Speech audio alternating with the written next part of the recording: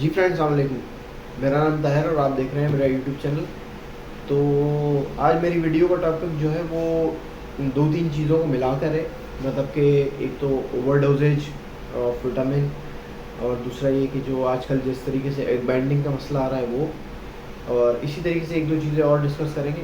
तो सबसे पहले मैं मल्टीविटामिन के ऊपर बात करता हूँ। मल्टीविटामिन असल में देखें, काफ़ी सारे लोग हैं जिनके पास ब्रीड नहीं आ रही है, वो ये सोचते हैं कि हम जो है वो मल्टीविटामिन ओवरडोज दे देते हैं, और ओवरडोज की वजह से जो है वो बर्ड एक्टिव हो जाएगा, शायद ब्रीड की तरफ आ जाए। तो ऐसा नहीं है। वो ओवरडोज किसी किसी जगह पे दी जाती है, और वो भी सिर्फ एक दिन के लिए दी जाती है या 2 दिन के लिए। असल में ओवरडोज देने से बर्ड को होता क्या है, ओवरडोज जब भी हम मल्टीविटामिन की ओवरडोज देते हैं उससे डायरेक्ट किडनी पे इफ़ेक्ट करती है ओवरडोज। और किडनी इफेक्ट होगी तो आपको पता है कि बर्ड का इम्यून सिस्टम एकदम स्लो हो जाएगा किडनी इफेक्ट होने की वजह से, और उसको कोई भी बीमारी अटैक कर सकती है किडनी इफेक्ट होने की वजह से। तो किडनी फेल हो जाएंगी, या तो इस तरीके से जो है वो ओवरडोज देने की वजह से। तो आपको पता है कि किडनी फेल हो जाए तो फिर तो बाकी कुछ बचता ही नहीं है। तो इसी वजह से देखा गया है कि अभी आजकल आप देख भी रहे होंगे वीडियोस में, फेसबुक पे भी यूट्यूब पे भी, कि काफ़ी सारों के बर्ड्स जो है वो अचानक से एक्सपायर हो रहे हैं। किसी भी चीज़ का ओवरडोज आपको पता है कि वो नुकसानदेह होता है। तो ओवरडोज देने से जो है वो गुरेज करें, और जो दवाई मतलब फ़र्ज़ करें अगर मेडिसिन के ऊपर लिखा हुआ है कि 1 ml देनी है तो आपने 1 ml ही देनी है। ये नहीं कि 1 के बजाय आप 10 ml दे रहे हैं। तो 1 ml की जगह आप 1.5 दे सकते हैं, 2 दे सकते हैं, लेकिन 1 के बजाय आप 10 नहीं दें।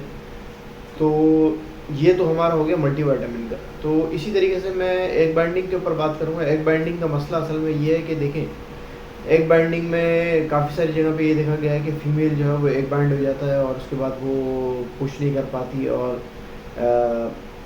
फीमेल जो है वो एग जो है वो वेंट में ही रह जाता है, और फीमेल एक्सपायर हो जाती है।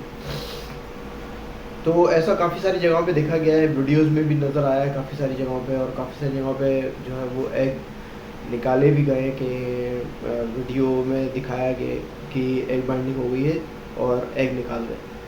तो ये जो एग बाइंडिंग का देखें, सबसे पहला जो रीज़न है वो मैंने लास्ट वीडियो में भी शायद बताया था। इसमें अगर एग बाइंडिंग का इशू आ रहा है, या तो वो फीमेल की उम्र छोटी है, या उस फीमेल के कैल्शियम मिनरल्स पूरे नहीं हैं, या वो फीमेल जो है वो ओल्ड है। तो ये जो 3 मेन रीज़न है। असल में देखें, फ़ीमेल अगर छोटी है तब भी ये इशू आता है, क्योंकि उसको वो फीमेल जो नई होती है, नई से मुराद ये कि बिल्कुल फर्स्ट ब्रीड की है फीमेल वो, तो उससे ये होगा कि देखें वो अभी नए नए अंडे देना शुरू किए ना उसने, तो उस कभी कभी इसी फर्स्ट ब्रीड के अंदर ही जो पहले कलच देती है फीमेल, जो न्यू फीमेल होती है, उसके अंदर कभी कभी आपने ये भी देखा होगा कि वो डबल योक वाला अंडा सुना होगा आपने, मतलब डबल जर्दी वाला अंडा, जिसमें अक्सर लास्ट ईयर भी किसी भाई के पास जो है वो 2 चिक्स जो है वो निकले थे, लेकिन वो हैच नहीं हो सकते। उसकी वजह ये कि देखें, एक ही अंडे के अंदर जब 2 बच्चे मतलब पल रहे होंगे, मतलब जो बन रहे होंगे अंदर, तो उसके अंदर जगह इतनी नहीं होती, जिसकी वजह से वो ऑटोमेटिकली वो एक्सपायरी की तरफ चले जाते हैं। जी, तो हम बात कर रहे थे एग बाइंडिंग के ऊपर। एग बाइंडिंग से असल में जैसे मैंने आपको बताया, न्यू फीमेल होगी तो वो उसका एक सिस्टम डेवलप हो रहा होगा, तो उसकी वजह से वो एग बाइंडिंग की तरफ जा सकती है, एग बाइंडिंग हो जाती है उसको। तो इसमें नई नई फीमेल में तो देखें कोई मसला नहीं होता, वो ऐसा हो जाता है। लेकिन जब हमारे पास ब्रीडर फीमेल्स में भी ये इशू आ रहे हैं, तो इसका मतलब ये है कि हमारे पास उसको, मतलब उस फीमेल के कैल्शियम सोर्स पूरे नहीं है। कैल्शियम सोर्स सबसे पहले क्या करते हैं, देखिए कैल्शियम सोर्स पूरे किस वजह से नहीं होते, मेन रीज़न एग बाइंडिंग हो जाती है। और दूसरा ये कि देखें, जो मैं ये बात कर रहा हूँ कि कैल्शियम सोर्स पूरे ना होने की वजह, उसकी वजह ये है कि देखें कैल्शियम सिर्फ और सिर्फ हम ये दिमाग में बैठे हुए हैं लेके कि कैल्शियम से जो है वो एग शेल स्ट्रॉन्ग होता है। तो ऐसा कुछ भी नहीं है, सिर्फ एग शेल स्ट्रॉन्ग नहीं होता, उससे पट्टे जो है वो स्ट्रॉन्ग होते हैं। और अगर पट्टे स्ट्रॉन्ग नहीं होंगे किसी बर्ड के, तो वो एग ले नहीं कर सकेगी, जिसकी वजह से एग ले नहीं होगा तो एग बाइंडिंग हो जाएगी। और आपको पता है कि पट्टे स्ट्रॉन्ग होंगे तो वो एग को पुश करती है। फीमेल जब एग को पुश करेगी तभी एग बाहर आता है। फीमेल एग की पुश करने की उसके अंदर कुव्वत ही नहीं होगी और वो एग को पुश ही नहीं कर सकेगी, तो वो एग बाइंडिंग की तरफ जाती।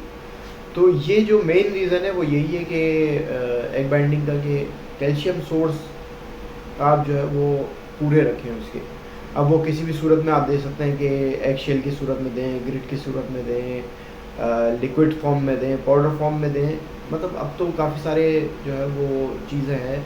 इस तरह से अगर आप एग शेल भी दे सकते हैं, लाइम स्टोन पाउडर आता है वो भी दे सकते हैं, और काफ़ी सारी चीज़ें हैं जो आजकल मार्केट में अवेलेबल हैं। तो जो है वो मेरा वीडियो बनाने का मकसद सिर्फ यही था कि आप लोगों को थोड़ी सी इस कैल्शियम के बारे में और ये मल्टीविटामिन की ओवरडोज के बारे में थोड़ा सा बताया जाए। तो कोशिश करूँगा मैं कि इससे अच्छी और वीडियो, मतलब ये भी इंफॉर्मेटिव है, मैं और वीडियो इंफॉर्मेटिव लाता रहूँ। तो इंशाल्लाह ताला नेक्स्ट वीडियो में मिलते हैं। अल्लाह हाफ़िज़।